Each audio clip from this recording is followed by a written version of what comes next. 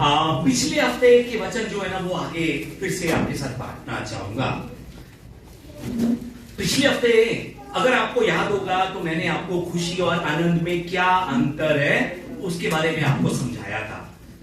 सच में अगर आपको याद होगा तो मैंने आपको बताया था कि खुशी जो है ना वो आती है और चली जाती है, परंतु आनंद जो है ना आनंद वो सदा के लिए बना रहता है।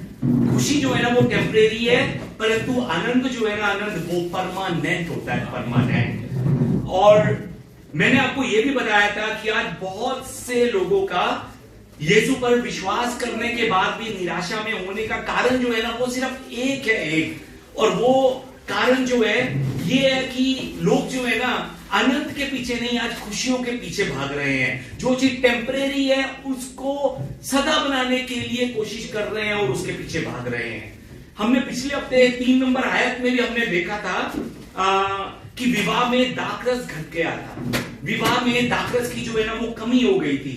और मैंने आपको यह भी बताया था कि ये जो दाखरस है ये आनंद की निशानी है, आनंद की। मतलब कि उस विवाह में क्या घट गया था? आनंद घट गया था, आनंद नहीं रहा था उस विवाह में। और उस विवाह में आनंद कैसे पूरा हुआ? यीशु मसीह की मौजूदगी के कारण। और हमने 11 नंबर आयत में भी अगर आपको याद होगा तो मैंने आपको बताया था कि यीशु मसीह की महिमा को प्रकट करने का ये जो था पहला चमत्कार नहीं लिखा हुआ, यहां पर क्या लिखा है? ये पहला चिन्ह था, चिन्ह। ये चिन्ह जो है ना इसको मैंने आपको बताया था कि यूनानी भाषा में सेमियोन कहते हैं। और ये सेमियोन जो है ना ट्रेलर है, ट्रेलर। जैसे फिल्म से पहले एक ट्रेलर आता है वैसे ये ट्रेलर है। यीशु मसीह ने अपना ट्रेलर दिखाया था, ये ट्रेलर कि उनके आने का मकसद क्या था। एक बार फिर से आपको बताऊंगा कि उस विवाह में क्या खत्म हो गया था? आनंद। और यीशु ने फिर उस विवाह में क्या भर दिया? आनंद को भर दिया। और वो आनंद ऐसा आनंद था जिसका अनुभव उन लोगों ने आज तक नहीं किया था। और उस चिन्ह को देखने के बाद उसके चेलों ने उस पर क्या किया? विश्वास किया। विश्वास क्या? विश्वास किया कि सदा का जो आनंद है ना, सदा का जो आनंद है वो सिर्फ और सिर्फ यीशु मसीह ही दे सकते हैं, उनके अलावा कोई नहीं दे सकता। वचन में भी हमने देखा था यूहन्ना 15:5 में यीशु मसीह ने कहा था कि तुम मुझसे अलग होकर कुछ नहीं कर सकते। तुम आनंद के पीछे, शांत खुशियों के पीछे भागोगे, पर अगर उस तुम्हारी खुशी और मेरे बीच, तुम्हारे बीच में अगर मैं नहीं हूं ना तो सच में वो खुशी कभी भी अनंत नहीं बन पाएगी, परमानेंट नहीं बन पाएगी। और एक चीज को और याद रखिए कि यीशु के इस संसार में आने का मकसद लोगों को चमत्कार दिखाने का नहीं था। चमत्कार बहुत से ढोंगी लोग ऑलरेडी उस समय भी दिखा रहे थे, चमत्कार दिखाने का नहीं था। यीशु मसीह का इस संसार में आने का मकसद निराशा में रह रहे लोगों को आनंद से भर देना था, उदासी में रह रहे लोगों के मन में आनंद को भर देना था, रोते हुए लोगों के मन में आनंद को भरने का मकसद, उदासी में रह रहे लोगों को शांति में भर देने का मकसद, नफरत में रह रहे लोगों को प्रेम से भर देने का मकसद। ये मकसद था यीशु मसीह के इस संसार में आने का। हालेलुया। सच में अगर यीशु मसीह का इस संसार में आने का ये मकसद है तो हम विश्वासियों का इस संसार में जीने का मकसद भी यही होना चाहिए। अपने अंदर से उदासी को मिटाकर आनंद, दुखों को, अशांति को मिटाकर शांति, नफरत को मिटाकर प्रेम। और ये जो काम है ना, ये जो काम है हम अपने जीवन में तभी पूरा कर सकते हैं अगर हम अपने जीवन में यीशु मसीह को पहला स्थान देंगे। आज बहुत से लोग अपने जीवन में खुद को पहला स्थान देते हैं, खुद को पहला स्थान देने के कारण वो आनंदित नहीं रह पाते। अपने जीवन में यीशु को पहला स्थान, दूसरों को दूसरा स्थान और खुद को तीसरा स्थान दीजिए। तब आपके जीवन में दाखरस की कमी पूरी हो जाएगी, तब आपके जीवन में आनंद ही आनंद भर जाएगा। हालेलुया। और आज इन्हीं वचनों को लेकर मैं आगे आपके साथ आशा और विश्वास को लेकर वचन बांटना चाहता हूं। पिछले हफ्ते हमने दाखरस पर फोकस किया था कि ये दाखरस जो है वो आनंद की निशानी है। आज हम यीशु की संसारिक मां जिसका नाम मरियम है, मरियम पर थोड़ा हम फोकस करेंगे। आज मरियम के जीवन को हम देखेंगे और मरियम के जीवन को देखते हुए सबसे पहली बात जो है ना, हम ये देखेंगे कि जो मरियम है ना, मरियम वो उठकर, आत्मा में उठकर रहने वाली औरत थी। जो मरियम थी ना, वो प्रभु पर भरोसा रखने वाली औरत थी। एक बार मेरे पीछे बोले, आत्मा में उठकर रहने वाली औरत, प्रभु पर भरोसा रखने वाली औरत। ये औरत थी, ऐसी औरत थी मरियम। 3 नंबर आयत के अंदर जब हम देखते हैं तो वचन में लिखा है, जब दाखरस घट गया तब किसको पता लगा? मरियम को पता लगा, यीशु की जो संसारिक माता है उसे पता लगा कि यहां पर दाखरस घट गया है। इस काना के विवाह में हैप्पी एंडिंग जो है ना, हैप्पी एंडिंग, उस हैप्पी एंडिंग होने का पहला कारण अगर यीशु मसीह है, तो उसी विवाह में हैप्पी एंडिंग होने का दूसरा कारण जो है ना, वो मरियम है। मरियम, उस विवाह में बहुत से लोग मौजूद थे, बहुत से लोग, पर वो जितने भी लोग थे ना, वो सब के सब अपने में व्यस्त थे। जितने भी लोग उस विवाह में मौजूद थे, शायद वो खाने पीने में लगे होंगे। गोलगप्पे यहां पर है, पापड़ियां यहां पर है, चाट यहां पर है, कोल्ड ड्रिंक यहां पर है। वो सब खाने पीने में व्यस्त होंगे, वो सब बातचीत में व्यस्त होंगे। हम एक बहुत समय बाद मिले हैं, हम बातें करें, ये बातें करें, वो बातें करें। वहां पर और भी बहुत लोग इकट्ठे होंगे, वो सब नाचने गाने में व्यस्त हैं। शादी है, ब्याह है, हमें नाचना है, गाना है। मुझे नहीं पता कि उस समय कोई फोटो खींचने का जरिया था कि नहीं था। अगर होगा तो शायद लोग जो है ना, सेल्फी खींचने में भी व्यस्त होंगे। अगर आज कैमरा उनके पास होता तो वो लोग सब अपने कामों में व्यस्त थे। वो खुद में इतने व्यस्त थे कि उन्हें यह मालूम नहीं था कि इस समय इस ब्याह में किस चीज की घटी हो रही है, किस चीज की। इतने अपने आप में वो व्यस्त थे, उन्हें अपने बारे किसी और चीज की, अपने के अलावा किसी और चीज की परवाह नहीं थी।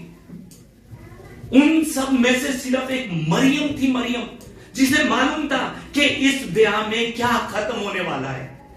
सिर्फ मरियम थी जिसे मालूम था कि इस ब्याह में इस समय किस चीज की घटी हो रही है। और ये सब कुछ मालूम करने के बाद उसे यह भी मालूम था कि इस घटी को कौन पूरा कर सकता है। तभी तो वो उस घटी को लेकर सीधा यीशु के पास जाती है, किसी और के पास नहीं जाती, सीधा यीशु के पास जाती है। जानने के बाद सीधा यीशु के पास, पहचानने के बाद सीधा यीशु के पास। आप सबको भी मरियम जैसा बनना है, मरियम जैसा। सच में हमें भी मालूम होना चाहिए कि हमारे परिवार में आज किस चीज की घटी है। हमें भी मालूम होना चाहिए कि हमारे बच्चों के जीवन में किस चीज की घटी है। हमें भी मालूम होना चाहिए कि मेरे पति के जीवन में, मेरी पत्नी के जीवन में किस चीज की घटी है। हमें भी मालूम होना चाहिए। हमने आत्मा में उठकर रहना है, सोते हुए अपना समय नहीं बिताना है, आत्मा में उठकर। जिस तरह से मरियम को इस ब्याह की घटी के बारे में मालूम था और वो उस घटी को लेकर इधर उधर नहीं भटकी, वो उस घटी को जानने के बाद किसी और से सहायता मांगने के लिए नहीं गई, वो सीधा उस समस्या को जानने के बाद यीशु मसीह के पास आई। क्यों वो सीधा यीशु के पास आई? क्योंकि उसे विश्वास था कि इस ब्याह में आनंद की घटी को सिर्फ यीशु ही पूरा कर सकते हैं। ये उसका विश्वास था। उसका विश्वास, उसकी आशा सिर्फ और सिर्फ यीशु मसीह थे, सिर्फ और सिर्फ यीशु मसीह। क्या आज आपको भी मालूम है कि सच में आपके परिवार में किस चीज की घटी हो रही है? क्या सच में आपको मालूम है? आपको अगर मालूम है कि परिवार की घटी क्या है, तो अपनी उस परिवार की घटी को लेकर सीधा यीशु के पास जाइए, सीधा यीशु के पास। अगर आपको मालूम है कि आपके पड़ोसियों के जीवन में क्या घटी है, अगर आपको मालूम है कि आपके जीवन में किस चीज की घटी है, आपकी सेहत में किस चीज की घटी है, तो उस घटी को लेकर सीधा यीशु मसीह के पास जाइए, सीधा यीशु मसीह के पास। आज अगर सच में आपके बच्चे, आपको लगता है कि मेरे बच्चे फोन में फंसे हुए हैं, मेरे बच्चे स्कूल नहीं जा रहे हैं, मेरे बच्चे पढ़ते नहीं हैं, मेरा पति काम नहीं करता है, मेरा पति नशों में डूबा हुआ है, मेरी पत्नी की सेहत ठीक नहीं है, मेरी सेहत नहीं ठीक नहीं है, मेरे बच्चों की सेहत ठीक नहीं है, घर में हमेशा क्लेश रहता है, मन में हमेशा उदासी रहती है, मन में हमेशा निराशा रहती है, निराशा ने मेरे मन को घेरा हुआ है, पड़ोसियों के साथ मेरे संबंध अच्छे नहीं है, तो अपनी उन सब घटियों को लेकर मरियम की तरह आप भी यीशु के पास जाइए, यीशु के पास। हालेलुया। घटी में सोचते मत रहिए। या फिर हो सकता है हम में से कुछ ऐसे भी हो जिन्हें मालूम ही नहीं है क्या घटी है मेरे जीवन में। सच में हमने भी मरियम की तरह उठकर बैठना है और अपनी घटी को लेकर सीधा यीशु मसीह के पास जाना है। यीशु मसीह के पास जाकर उनको अपने जीवन की घटी के बारे में बताना है।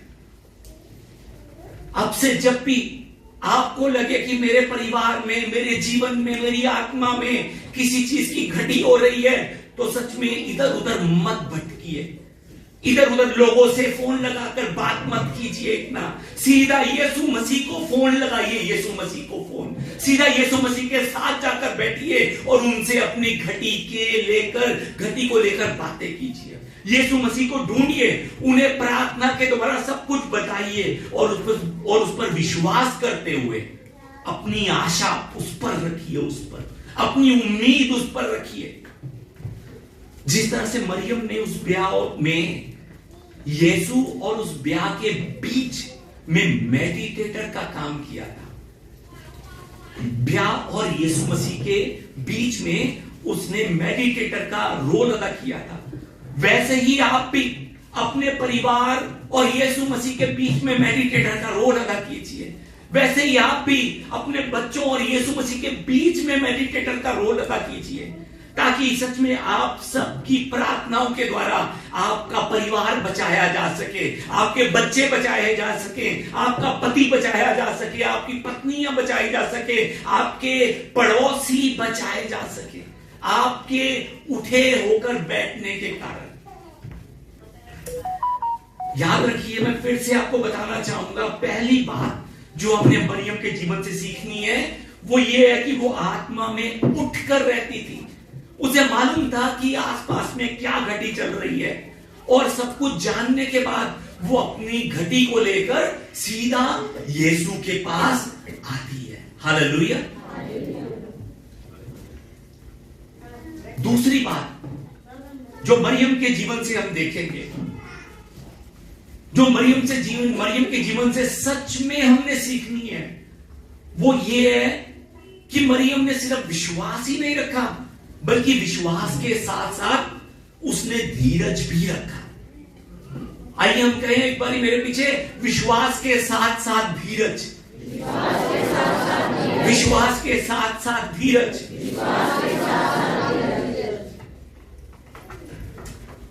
मरियम ने विश्वास के साथ साथ धीरज भी रखा।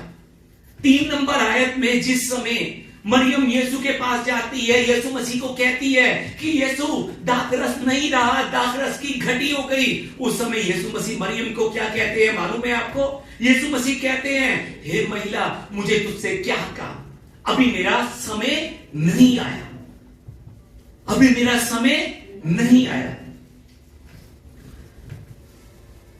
यहां पर जिस समय यीशु मसीह की सोच मरियम की सोच से अलग थी, मरियम क्या सोच कर आई थी कि अभी यीशु मसीह करेंगे, पर यीशु मसीह की सोच क्या थी कि अभी मेरा समय नहीं आया।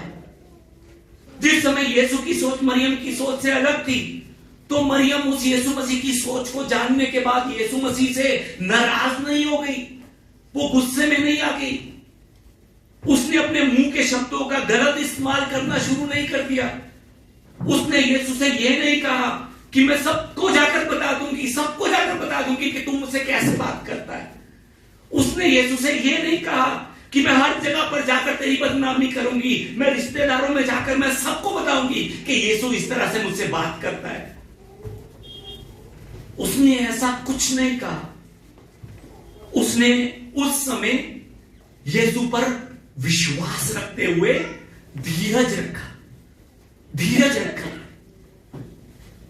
कि यीशु सुनेगा, जो जो मैंने यीशु से कहा है वो करेगा। उसने विश्वास रखते हुए धीरज रखा, तभी तो वो सेवकों को कह पाई 5 नंबर आयत में कि जो कुछ वह तुमसे कहे वो ही करना। क्यों ये शब्द कह पाई दूसरे सेवकों से? क्योंकि उसे विश्वास था, उसे मालूम था कि यीशु करेगा, पर मेरे समय के अनुसार नहीं, वो अपने समय के अनुसार करेगा। और वो ऐसा करेगा कि ये सब लोग देखते रह जाएंगे। क्या सच में हम में भी विश्वास के साथ साथ धीरज है, या हम अपना धीरज बहुत जल्दी खो बैठते हैं? किसी ने मुझसे ऐसा कह दिया, हो ये कैसे कह दिया उसने मुझसे, ये किसी ने मेरी बात वहां पर कर दी और मुझे पता लगा, गुस्सा आ गया, धीरज खो बैठे हम। यूहन्ना की पुस्तक अध्याय नंबर 11 में लाजर के बीमार होने की खबर जिस समय यीशु मसीह तक पहुंचती है, उस समय यीशु मसीह एकदम वहां पर भागते नहीं जाते हैं।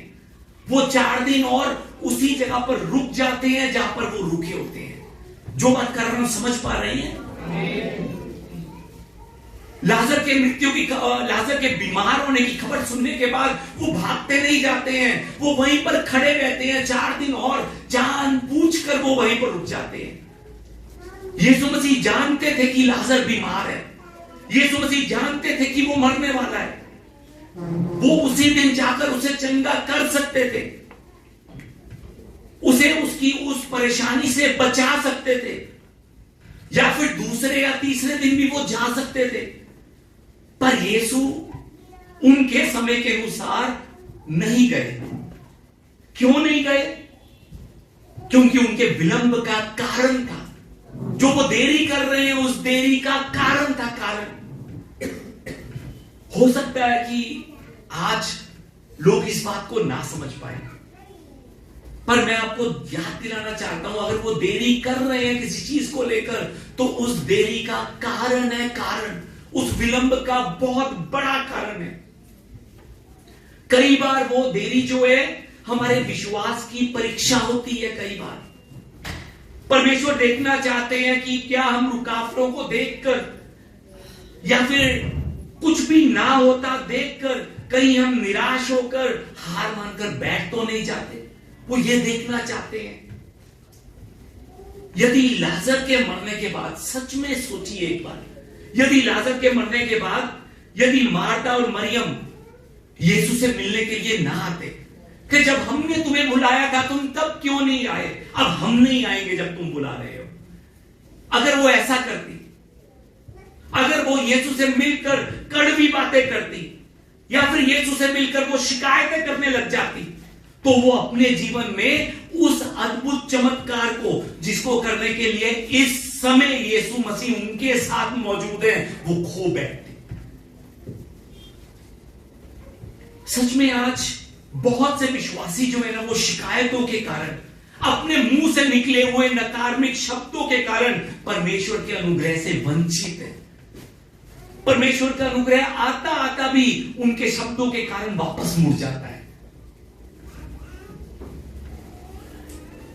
जिस समय आप इंतजार कर रहे होते हैं समस्या के हल होने का, अपनी सेहत के सुधरने का, पति या पत्नी या फिर बच्चों के रास्तों से रुकावटों को दूर करने का, सच में ये जो समय है ना, मैं आपको बताना चाहता हूं कि बहुत ही ज्यादा क्रिटिकल समय होता है, क्रिटिकल समय।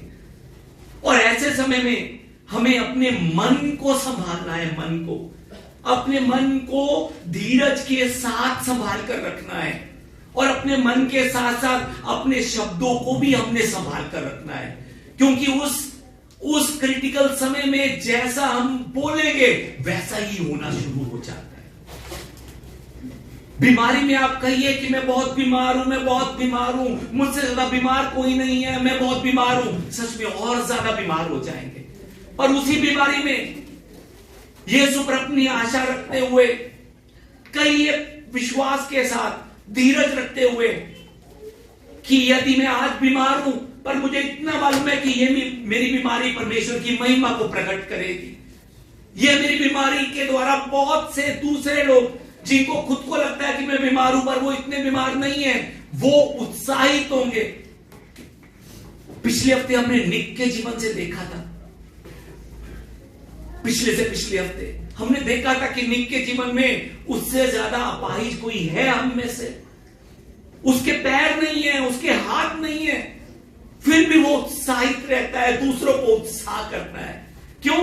क्योंकि उसे अपने जीने का मकसद मालूम हो गया है, उसे यीशु मसीह के बारे में मालूम हो गया है, और यीशु मसीह पर उसने अपनी आशा रखकर सच में जो काम हम नहीं कर पाते वो इंसान कर रहा है, वो अपाहिज कर रहा है। आपको मालूम है, वो इंसान जिसके हाथ पैर नहीं है वो ड्रम बजाता है। ड्रम अजीब बात नहीं है, ड्रम बजाता है, अपने मुंह से ड्रम बजाता है, मुंह से। जिसके हाथ पैर नहीं है, सच में अपनी लातों की 2 उंगलियां, उसकी उन लातों की 2 उंगलियों से वो ड्रम बजाता है, स्विमिंग करता है, तैरता है, वो तैरता है।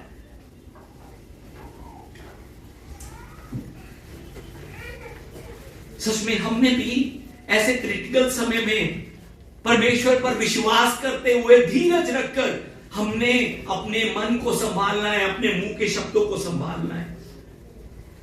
आज आपसे एक सवाल पूछना चाहता हूं कि जब आपको आगे कुछ भी दिखाई नहीं देता, हर तरफ आपको दरवाजे बंद दिखाई देते हैं, मुश्किलें ही मुश्किलें दिखाई देती हैं, क्या तब भी आप आनंद और धीरज के साथ प्रभु पर भरोसा रखकर प्रभु के समय का इंतजार कर सकते हैं? क्या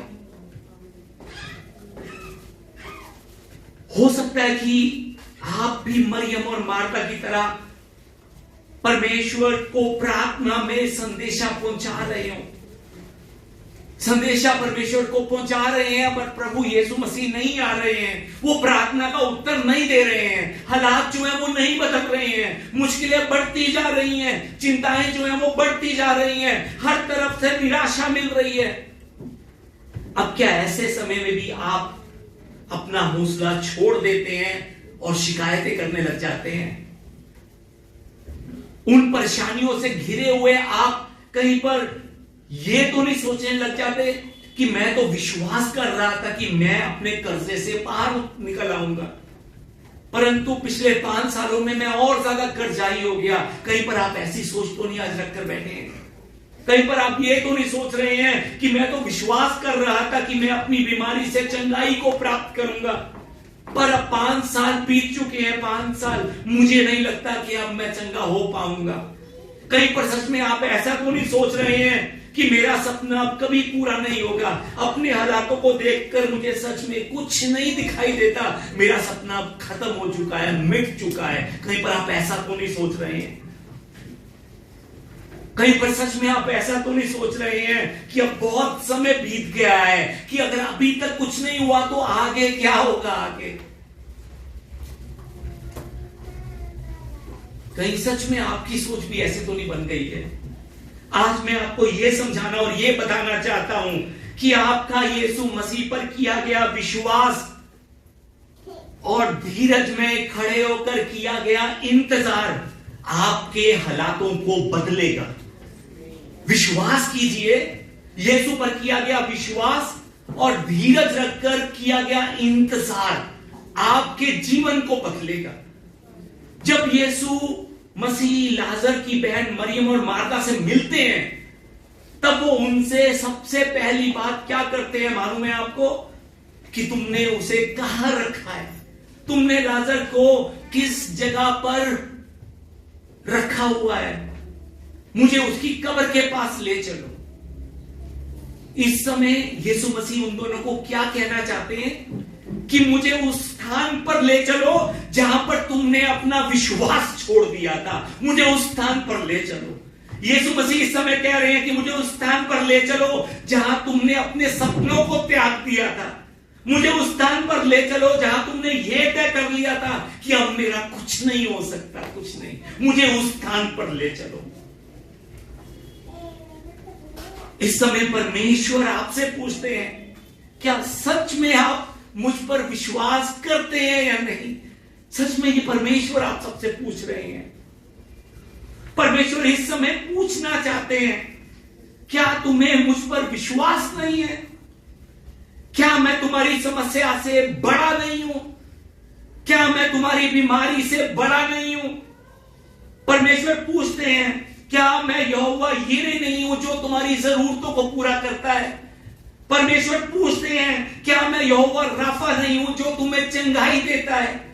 परमेश्वर पूछते हैं, क्या मैं अल शदाई नहीं हूं जो सर्वशक्तिमान है? सच में आज आप भी याद रखिए कि जिस परमेश्वर पर आप विश्वास करते हैं, जिसकी आराधना करने के लिए आप यहां तक आए हैं, वो परमेश्वर सर्वशक्तिमान परमेश्वर है। वो परमेश्वर इस सृष्टि को रचने वाला परमेश्वर है, और वो परमेश्वर आपकी हर एक सिचुएशन को बदल सकता है, पलट सकता है। अगर वो लाल समुद्र में भी रास्ता निकाल सकता है, अगर वो अपने लोगों की भूख मिटाने के लिए 5 रोटियां और 2 मछलियों के द्वारा 5000 को खाना खिला सकता है, अगर वो मरे हुए लाजर को भी जीवित कर सकता है, अगर वो पानी को दाखरस में बदल सकता है, तो वो आपके जीवन में भी नामुमकिन को मुमकिन कर सकता है। सच में हमने विश्वास करना है। बस अब उस अद्भुत कार्य को अपने जीवन में पूरा होते हुए देखने के लिए आपको विश्वास के साथ धीरज रखते हुए परमेश्वर के समय का इंतजार करना है। हालेलुया। उसने आप सबको अपने हाथों की हथेली पर रखा हुआ है, याद रखिए इस बात। उसने आपके जीवन में हार का लेबल नहीं लगाया है, हार का स्टिकर उसने नहीं चिपकाया है, उसने आपके जीवन में विजेता का स्टिकर लगाया हुआ है। आपके जीवन में, आपकी आत्मा में विजेता का लेबल लगा हुआ है। उसने आप पर परम प्रधान की संतान होने का लेबल लगाया हुआ है। सच में याद रखिए, आज हमने मरियम के जीवन से दूसरी बात सीखनी है कि जिस तरह से मरियम ने धीरज रखते हुए विश्वास के साथ प्रभु के समय का इंतजार किया था, उसी तरह से हमने भी धीरज और विश्वास रखते हुए प्रभु के समय का इंतजार करना है। आमीन। मरियम के जीवन से तीसरी एक और बात आपको बताना चाहता हूं। मरियम ने खुद तो विश्वास किया, साथ ही साथ उसने दूसरों को भी यीशु पर विश्वास करने के लिए कहा। सच में यह विश्वासी का जीवन है, इसको कहते हैं प्रचार। उसने खुद तो विश्वास किया, साथ में उसने दूसरों को भी यीशु का प्रचार किया। उसने दूसरों को भी कहा। 5 नंबर आयत में अभी हमने देखा है कि वो दूसरों को कहती है क्या, कि जो कुछ वह तुमसे कहे वही करना। जो कुछ यीशु तुमसे कहे वही करना। ये बात मरियम दूसरे लोगों को कर रही है, दूसरे लोगों को जो मरियम के सेवक है, जो इस समय मरियम का साथ देने के लिए वहां पर काम कर रहे हैं। मरियम ये बात कि जो कुछ वो तुमसे कहे वही करना, ये बात मरियम कैसे कर पाई? क्योंकि वो खुद एक आज्ञाकारी स्त्री थी। वो खुद आज्ञाकारी स्त्री थी। पिछले हफ्ते हमने अर्ली मॉर्निंग सर्विस, सुबह की आराधना में पहले दिन सोमवार को वचन बांटा था, अगर आपको याद होगा। मैंने वचन में आपको बताया था कि लूका की पुस्तक अध्याय 1 की 31 में जिस समय जिब्राइल स्वर्गदूत मरियम के पास आता है और मरियम से आकर कहता है कि देख, तू गर्भवती होगी और तेरे एक पुत्र होगा, उसका नाम यीशु रखना। उस समय मैं आपको बताना चाहता हूं कि मरियम का विवाह नहीं हुआ था। उस समय मरियम की सिर्फ मंगनी हुई थी यूसुफ के साथ। उस समय मरियम कुंवारी थी। कुंवारी औरत के पेट में बच्चा, मतलब क्या हुआ कि ये स्त्री जो है ना, वो व्यभिचारिणी है, और व्यवस्था में व्यभिचार की सजा ऐसी स्त्रियों पर पथराव कर उसको मार देना है। परंतु मरियम ने जिस समय परमेश्वर का अनुग्रह उस पर हुआ, जिस समय स्वर्गदूत ने उसको कहा कि तू गर्भवती होगी, तू गर्भवती होगी, शादी के बाद नहीं, शादी से पहले तू गर्भवती होगी। उस समय मरियम ने समाज के लोगों की परवाह नहीं की कि समाज के लोग क्या कहेंगे, क्या सोचेंगे। उसने व्यवस्था की परवाह भी नहीं की कि व्यवस्था में तो ये लोग पत्थर उठाकर मुझे मार देंगे। उसने कोई परवाह नहीं की। उसने क्या कहा प्रभु से मालूम है आपको? उसने 38 नंबर आयत में प्रभु के स्वर्गदूत से कहा कि तेरे वचन के अनुसार हो, मुझे तेरे वचन के अनुसार हो, जैसा प्रभु चाहते हैं वैसा ही हो। क्या मतलब हुआ इसका? कि मुझे प्रभु के वचन के अनुसार हो। इसका मतलब है कि मरियम आज्ञाकारी थी। मरियम परमेश्वर की आज्ञा को पूरा करने के मकसद से अपना जीवन बिता रही थी। अगर उसको समाज की परवाह होती तो शायद वो कहती कि नहीं प्रभु, मैं नहीं कर सकती, मुझे लोग मार देंगे, लोगों को मैं क्या दिखाऊंगी, अपना मुंह समाज में कैसे दिखाऊंगी। उसने ये नहीं कहा। उसने कहा कि प्रभु मुझे तेरे वचन के अनुसार। आइए हम भी एक बार प्रभु से कहें, मुझे तेरे वचन के अनुसार हो। आमीन।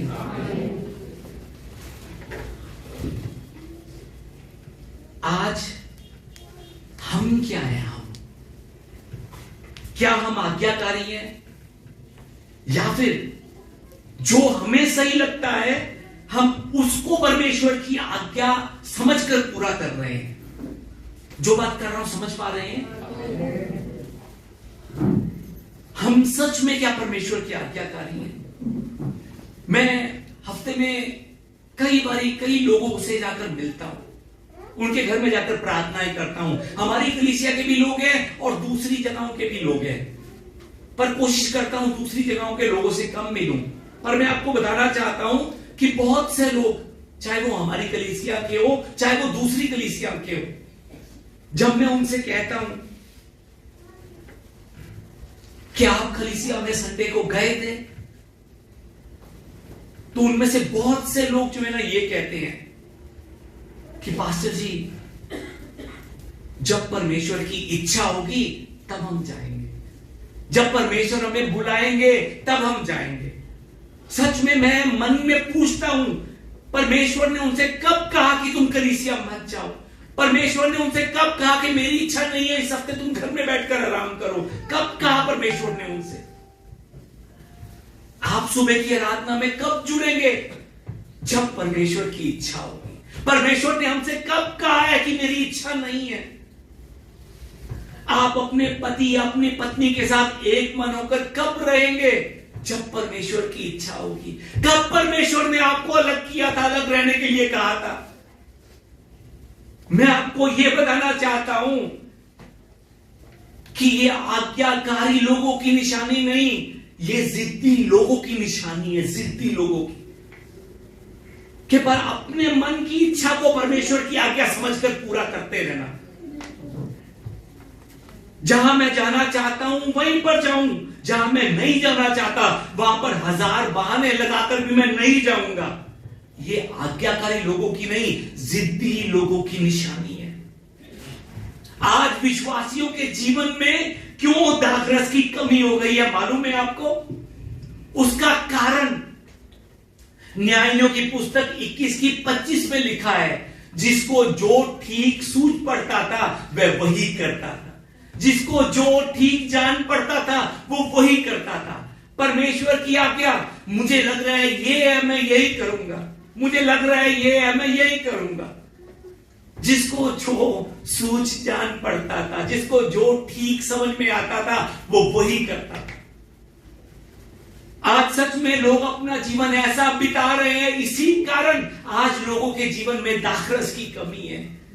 सच में अपनी इच्छा को नहीं, परमेश्वर की इच्छा को पूरी कीजिए। अपनी मन की इच्छा नहीं, परमेश्वर के मन को सच में समझिए, प्रार्थनाएं कीजिए, वचन को पढ़िए, तब आप परमेश्वर की इच्छा को समझ पाएंगे। परमेश्वर की इच्छा को पूरी करने वाले हमारी कलीसिया के हर एक जन को बनने का आशीर्वाद देता हूं। सच में हमने जो हमें ठीक लगता है हमने वो नहीं करना, जो प्रभु को ठीक लगता है हमने वो करना है। सच में जब हमें परमेश्वर हमारे प्रभु प्रार्थना करने का मन दे, उस समय हमने क्या करनी है? प्रार्थना करनी है। जब प्रचार करने का मेरा मूड नहीं है, उस समय मैंने प्रचार नहीं करना, ऐसा नहीं। मेरा मूड, मेरा मन नहीं, परमेश्वर अगर मुझे मन दे रहे हैं, सच में मेरे मन में उत्साहिता बढ़ रही है, तो करना है हमने प्रचार जो है। हमने ऐसा नहीं करना कि आज मेरा मूड खराब है, आज मैं किसी को माफ नहीं कर पाऊंगा, आज मेरा मूड खराब है, आज मैं प्यार नहीं कर पाऊंगा। ये हमारा मूड है, हमारा मन है, परमेश्वर का नहीं है। मैं बताना चाहता हूं, परमेश्वर ने हमें बताया कि हमने प्यार कैसे करना है। नहीं मालूम तो मुझसे मिलिए, मैं वचन पढ़ पढ़कर आपको बताऊंगा। हमारे लिए लिखकर प्रभु ने छोड़ा है कि हमने प्रेम कैसे करना है, हमने किस किस को क्षमा करना है, प्रभु ने लिखा हुआ है। पर अभी भी हम प्रेम नहीं कर पा रहे हैं, अभी भी हम क्षमा नहीं कर पा रहे हैं। मैं आपको बताना चाहता हूं, जो जिसको ठीक सूझ पड़ता वो वही करता है। इसीलिए आज विश्वासियों के जीवन में भी दाख रस की कमी है। फिर आज्ञाकारी बनना किसको कहते हैं? आज्ञाकारी बनना, यीशु के कहे अनुसार चलना, इसको हम आज्ञाकारी कहते हैं। 5 नंबर आयत में क्या लिखा है? जो कुछ वह तुमसे कहे वही करना। जो कुछ वह तुमसे कहे वही करना। जो कुछ यीशु तुमसे कहे वही करना, इसको कहते हैं आज्ञाकारी। वचन के कहे अनुसार चलने में चौकसी करना, वचन से ना दाहिने मुड़ना ना बाहिने मुड़ना, मतलब अपनी मन की मर्जी ना करना। और वचन में यह भी लिखा है यहोशू की पुस्तक में, जब हम अपने मन की मर्जी करते नहीं चलते, जब हम वचन में जो लिखा है उसी के अनुसार चलते हैं, तब विश्वासी लोग प्रभावशाली होते हैं। और विश्वासी जहां कहीं पर भी जाते हैं वहां पर सफलता पाते हैं। हालेलुया। आज वचन में मरियम ने भी सेवकों से कहा, जो कुछ वह कहे तुम वही करना। जो कुछ वह तुमसे कहे वही करना। यीशु ने उन सेवकों को कहा, मटकों में पानी भर दो। उन्होंने कोई सवाल नहीं किया, उन्होंने भर दिया। यीशु ने उनसे कहा, अब निकाल कर भोज के प्रधान के पास ले जाओ। उन्होंने कोई सवाल नहीं किया, उन्होंने निकाला और भोज के प्रधान के पास ले गए। उन्होंने यीशु से यह नहीं पूछा कि यीशु यहां पर तो दाखरस की कमी हुई है, पानी की कमी नहीं है, यहां पर दाखरस की जरूरत है, पर इस कप में पानी है, पानी। उन्होंने ऐसा कुछ नहीं पूछा, बस वो यीशु के कहे अनुसार ले गए। ये पानी दाखरस में कब बदला मालूम है आपको? चलते चलते चलते चलते। ये चमत्कार कैसे हुआ? आज्ञाकारी बनकर चलते चलते ये चमत्कार हो गया। जब वो आज्ञाकारी बनकर चलते जा रहे थे तो उन्हें भी नहीं पता लगा ये पानी किस समय दाखरस में बदल गया। विश्वास में चलते चलते, आज्ञाकारी बनकर चलते चलते, आशा रखते हुए चलते चलते। लूका की पुस्तक अध्याय 17 में 10 कोढ़ी आकर यीशु से मिलते हैं और वो 10 कोढ़ी यीशु मसीह से कहते हैं कि यीशु हम पर दया कर, यीशु हम पर दया कर। उन 10 कोढ़ियों की बात सुनकर यीशु उनको चंगाई नहीं देते। उनसे यीशु मसीह कहते हैं, जाओ और अपने आप को याजकों को दिखाओ। यानी कि वो चंगे नहीं हुए, पर यीशु ने उनको कह दिया है कि जाओ और अपने आप को याजकों को दिखाओ। अब वो 10 कोढ़ी यीशु पर विश्वास कर कर निकल पड़े। वो विश्वास कर कर निकल पड़े, विश्वास कर कर वो चलना उन्होंने शुरू कर दिया। जिस समय वे विश्वास कर कर चले, उस समय उन्होंने चंगाई पाई। जिस समय वो विश्वास में चलते रहे, यीशु ने जो उनको कहा उसके कहे अनुसार चलते रहे। उन्हें भी नहीं पता लगा, वो रास्ते में शुद्ध हो गए, उनका कोढ़ खत्म हो गया, उनका दुख खत्म हो गया, उनकी निराशा खत्म हो गई, उनकी उदासी खत्म हो गई।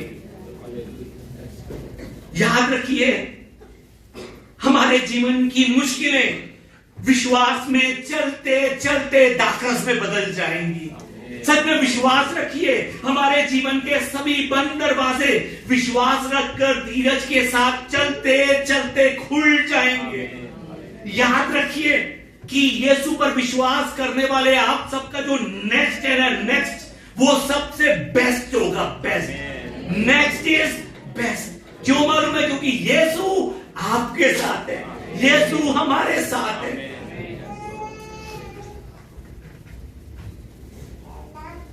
याद रखिए कि जिस प्रभु पर हम विश्वास करते हैं ना, जिस यीशु पर हम विश्वास करते हैं, वो कोई पत्थर नहीं है, वो कोई मिट्टी नहीं है, वो जीवित प्रभु है, जीवित प्रभु। वो जिंदा खुदा है, जिंदा खुदा। वो जिंदा खुदा के लिए कुछ भी नामुमकिन नहीं है। उसे मालूम है कि किस समय क्या करना है, उसे मालूम है कि किस समय कौन सा कार्य करना है। आइए हम उसी जिंदा खुदा के पास चलते हुए ऊंची आवाज में उसकी महिमा का गीत गाएं। हम उससे कहें कि सच में प्रभु आज मैं जान गया हूं, आज मैं जान गया हूं। मेरा ये जो दाखरस खत्म हो रहा था ना, मैं उसको लेकर निराशा में पड़ा हुआ था। मेरे जीवन का आनंद खत्म हो रहा था, मैं निराशा में पड़ा हुआ था। मैं यहां पर एक और बात आपको याद दिलाना चाहता हूं। काना के विवाह में अच्छा दाखरस खत्म हो गया था, अच्छा दाखरस खत्म हो गया था। पर अगर वो अच्छा दाखरस खत्म ना होता तो बेस्ट दाखरस उस जगह पर ना आता। याद रखिए इस बात को। अगर आज आपको भी लग रहा है ना, आपका आनंद, जिन चीजों को आप अच्छा समझ रहे थे उनके कारण खत्म हो गया है, सच में ये आपके लिए बहुत बड़ा आशीर्वाद है। आज अपने मन को उस अच्छे दाखरस से हटाकर उत्तम दाखरस की ओर लेकर जाइए। प्रभु यीशु उस दाखरस को उत्तम बनाएंगे। आइए मिलकर हम प्रभु का धन्यवाद करते हुए, आनंद से भरे हुए, आशा से भरे हुए गीत गाएं कि मैं जिसकी आराधना करूं, मैं जिसकी प्रशंसा करूं, वो पत्थर का कोई टुकड़ा नहीं, वो मिट्टी का कोई पुतला नहीं, वो मेरा जिंदा खुदा है, वो मेरा मसीहा है। मैं जिसकी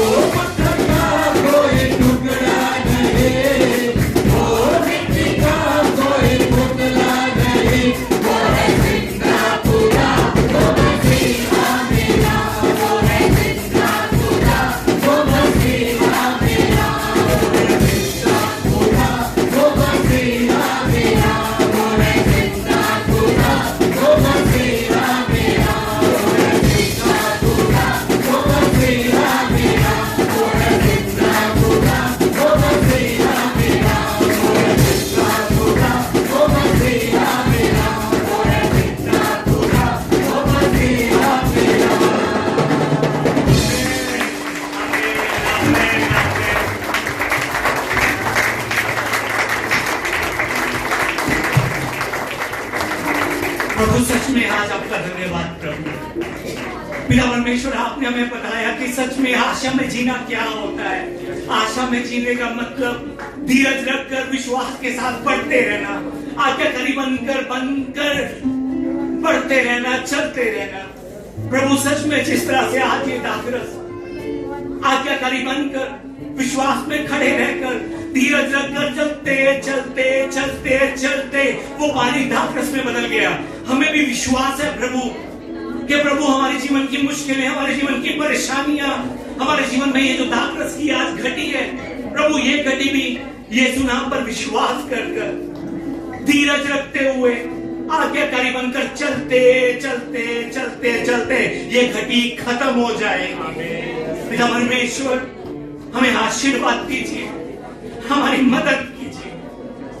पिता परमेश्वर, हमारे अंदर आनंद को भरिए ताकि उस आनंद के साथ हम यीशु की महिमा करते हुए और आगे से आगे बढ़ सके। और प्रभु, जैसे मरियम ने दूसरे सेवकों से कहा कि जो कुछ वो तुमसे कहे वो ही करना, प्रभु जी हम भी यीशु मसीह का सुसमाचार का प्रचार दूसरों में करते चल सके। प्रभु जी सच में धन्यवाद। मरियम के जीवन से आज प्रभु जी 3 बातें आपने बताई, आपका धन्यवाद। प्रभु अब आशीर्वाद दीजिए कि मैं भी आत्मा में उठकर, मेरे परिवार में क्या कमी है, मेरे जीवन में क्या गति है, यीशु पर भरोसा रखते हुए मैं उठकर उन सब तकलीफों को यीशु मसीह के पास लेकर जा सकूं। और प्रभु, मैं यीशु पर अपनी आशा रखते हुए यीशु के समय का इंतजार कर सकूं। पिता परमेश्वर, और ये इंतजार के इस समय मैं आज्ञाकारी बनकर यीशु मसीह के कहे अनुसार चल सकूं, ताकि चलते चलते चलते चलते चलते चलते वो अद्भुत कार्य जो आप मेरे जीवन में करने के लिए इंतजार कर रहे हैं, खड़े हुए हैं, वो हो सके। पिता परमेश्वर, एक बार फिर से इस दिन के लिए धन्यवाद, इस समय के लिए धन्यवाद, इन वचनों के लिए धन्यवाद, आपस में हमें मिलवाने के लिए धन्यवाद। ये सब प्रार्थना हम धन्यवाद के साथ हमारे जीवित प्रभु यीशु मसीह के नाम से करते हैं, आमीन आमीन। आइए इस समय मिलकर हमारे प्रभु यीशु मसीह के द्वारा सिखाई गई प्रार्थना कर हम आगे बढ़े।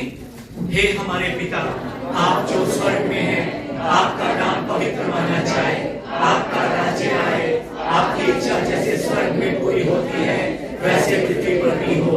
हमारे दिन भर की रोटी आज हमें दीजिए, और जिस प्रकार हमने अपने अपराधियों को क्षमा किया है वैसे ही आप भी हमारे अपराधों को क्षमा कीजिए। आप हमें परीक्षा में मत डालिए, परंतु बुराई से हमें बचा लीजिए, क्योंकि राज्य और पराक्रम और महिमा सदा आपके ही है, आमीन।